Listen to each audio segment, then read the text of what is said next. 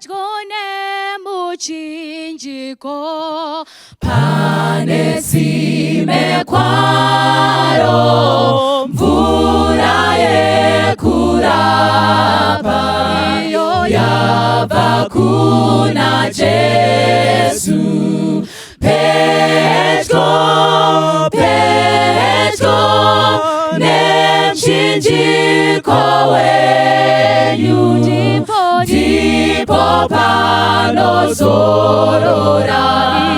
moyo wangu wese pedyo nemuchinjiko mutsawandiwana apo ndajekeserwa kupenya kwa Jesu pedyo nemchinjiko wenyu ndipo panozorora moyo wangu wese pedyo nemuchinjiko ndomuona Jesu ndibatsire kufamba mumavute awo pedyo nemchinjiko wenyu ndipo panozorora moyo wangu wese pedyo nemuchinjiko ndorinda ndowimba dakara ndizosvika mhiri yokwerwizi pedyo nemchinjiko wenyu ndipo panozorora moyo wangu wese.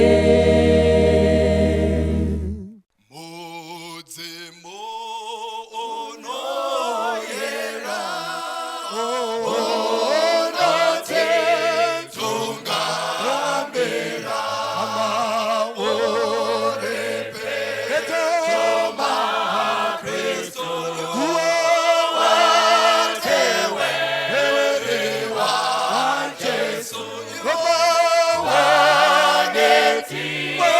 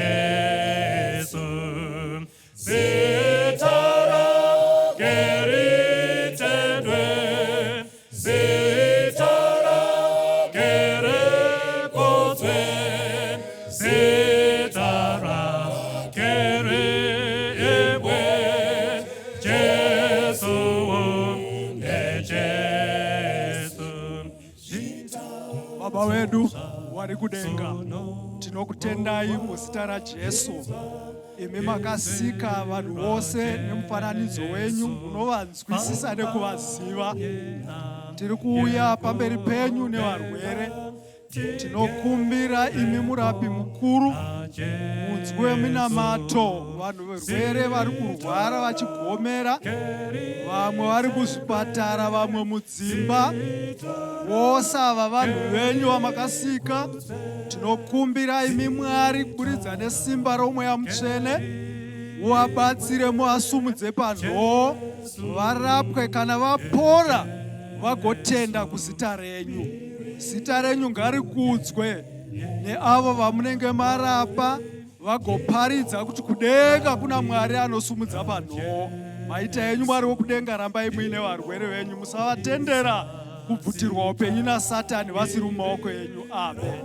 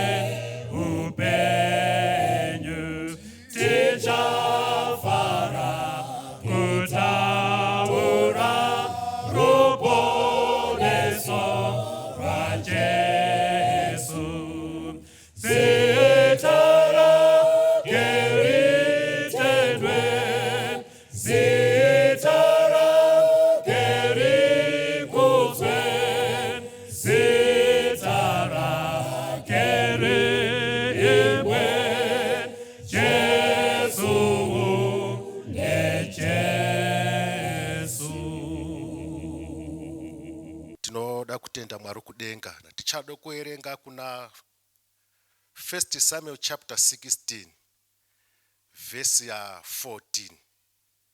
1 Samuel chapter 16 verse ya 14. Ande kana masvikapo. Verse ya 14. Verse ya 14. Zvino mweya waJehovha wakanga wabva kuna Sauro. Zvino mweya waJehovha wakanga wabva kuna Sauro. Mweya wakaipa wakanga watumwa naJehovha wakamuvhundusa. Mweya wakaipa wanga watumwa naJehovha wakavhundutsa Sauro. Varanda vaSauro vakati kwaari, ya tarirai zvino. Mirai. Saka Bhaibheri kuti mweya waJehovha waitombogara muna Sauro. Mweya waJehovha uchigare muna Sauro, Sauro angasingatyi. Pazonzi neBhaibheri mweya pawakabuda Sauro wakatange kutya. Saka point number 1, hakuna munhu anogara ari empty. Unogarwa nemweya waMwari, and kana uine mweya waMwari hauchi. Once ukaona mweya waMwari ukabuda mauri, fear yatanga. Saka kana wakagara ukangoona mweya waMwari usicharipo, pane vacancy yemweya wetsvina. And akapinda chete mweya wetsvina, maproblems anotanga mupfungwa mako. Saka Bhaibheri kuti Sauro akatombonga inawo mweya waMwari, but mweya waMwari pawakabuda, mweya waSatani, mweya wetsvina uchibva waita take over, ndokutanga kushanda naSauro. Saka chandinofarira ndeichichi, kana mweya waMwari uri mumunhu, iye haasichari iye anorarama, but chiri mari ndo chakurarama. Hatitesere chechaMwari. Inzwai apa. Wakamboona munhu ari kudrive company car, nari kudrive mota yaakashanda akatenga mari kusvika atenge mota, akashanda mari kusvika atenge mota. Iyena munhu akatenga mota nemari yake yaari kunzwa kurwadza kwayo, akasvika pane pothole, anotsike mabhureki onzvenga, akasvika pahambu anotsika futi mabhureki oyambuka mbichana mbichana, because ndiye muridzi akaitenga. Saka kana usina mweya waMwari uchidhiraivhwa nemweya mutsvene, unonge wakudhiraivhwa naasina kukusika manje. Saka asina kukusika ndiSatani. Kana akukudhiraivha manje, akasvike pane pothole haatsiki bhureki, because anozoti hausiri wangu. Hallelujah church yachimani. Akasvike pane pothole anongokuruza zvakadaro, akasvike pane pfambi boom achipinda mapoto, akasvike pane zvakaora boom, akasvike pane zvekuba haatarisi, haatsiki mabhureki, because anoziva kuti iye haasiri iye muridzi wako. Saka isu tinofanirwa kuzadzwa nemweya waMwari, iye otidhiraivha mweya waMwari. Hallelujah church yashe. Regai ndiwe padhuze tigare pasi. Bhora, ndafara wamukoma vanoita zvebhora, ndanzwa pana mwe elder wataura futi. Bhora risina mweya unoriitisa zvaunoda, unogona kurishepa ukariite chibhareta. But bhora rine mweya haugoni kurishepa zvaunoda. Risina mweya unogona kurifodha ukarisa muhomwe, and risina mweya ukarirovera pasi robva rangoti flat ipapo. But rine mweya manje haugoni kurishepa zvaunoda iwewe, and rine mweya ukarirovere pasi rinosimuka mudenga. Ukashandise hasha kurovera nehasha nesimba rako rose, ndo parinonyanyiswa kukwira mudenga. Saka kana tine mweya waMwari, Satani haatishepi zvaanoda. Kana usina mweya waMwari, Satani anogona kukushepa ukafita muzvigunduru zvanga zvichataurwa. Anokuitisa zvaanoda because hauna mweya waMwari. Asi kana uine mweya, Satani hagoni kukushepa zvaanoda. Patemu yanokurovera pasi, ndo paunosimuka stereki kuende kudenga. Hallelujah church yaMwari. Saka tinofanirwa kuzadzwa nomweya mutsvene waMwari. Satani akatirovera pasi, ukaroverwa nenhamo, ukafirwa, Satani achiti ndamupondera pasi, ndo pandinonyanya kusimuka ndakananga kumusha kumusoro kudenga. Saka tinofanirwa kuzadzwa nomweya mutsvene. Kana tazadzwa, hapana anotishepa zvaanoda, because takashepwa kare naMwari. Saka tiri kungoti ngatinamatirei kuti tizadzwe nomweya mutsvene. Kana vhiki rino ratiri kutanga tikasangana nemachallenges akatirovera pasi, tinonyanyisa kusimudza munamato kuna Mwari.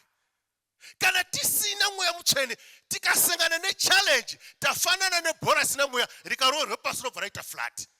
Saka isusu tinofanirwa kuzadzwa nomweya waMwari. Mwari kudenga atikombora atiitire zvakanaka. Pamchinjiko pane upenyu, Jesu atingitarise, pasine pfuma ngezvenhando, pamberi ndoona zvakanaka. Mune upenyu mukutarisa, muchinjikwa upenyu wakanaka, kutarisa Kalvari.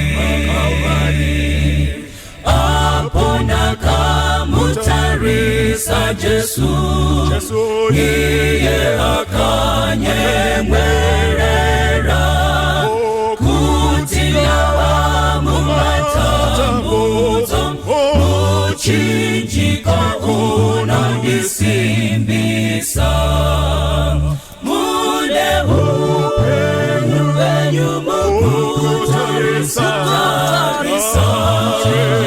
muchinjiko Kristu upenyu wakanaka mukutarisa Kalvari ndinozotarisa mchinjiko ndosimbira muchinjiko hakuna anozoputika anosimbira simba redenga mune upenyu mukutarisa muchinjiko Kristu upenyu wakanaka kutarisa Kalvari mune upenyu mukutarisa muchinjiko Kristu upenyu wakanaka kutarisa Kalvari upenyu wakanaka kutarisa Kalvari upenyu wakanaka kutarisa Kalvari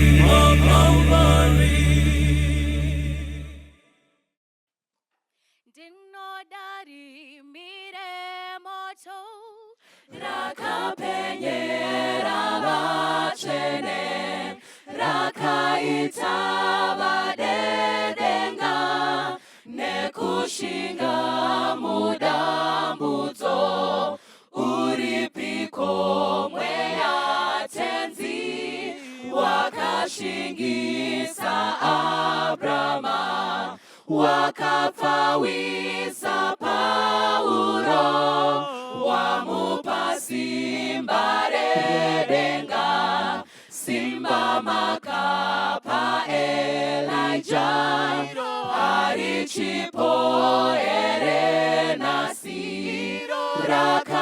rakapenyesa Mozisi rapajobo rukuriro tenzi tondera ikare mutipenyi tsitsi icha apotomupanyi moyo tidirenyi mweya wenyu tenzi tondera ikare mutipenyi tsitsi icha apotomupanyi moyo tidirenyi mweya wenyu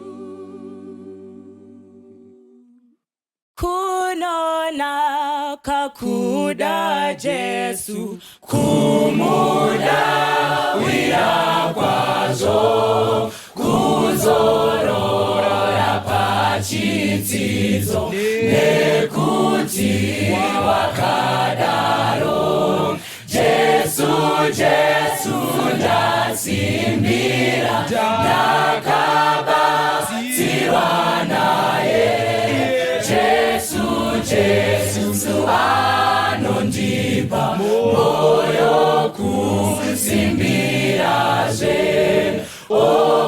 okunaka kuda Jesu ndachena neroparo ndapona nekudawira kuna muponesiwo Jesu ndasimbira ndakaba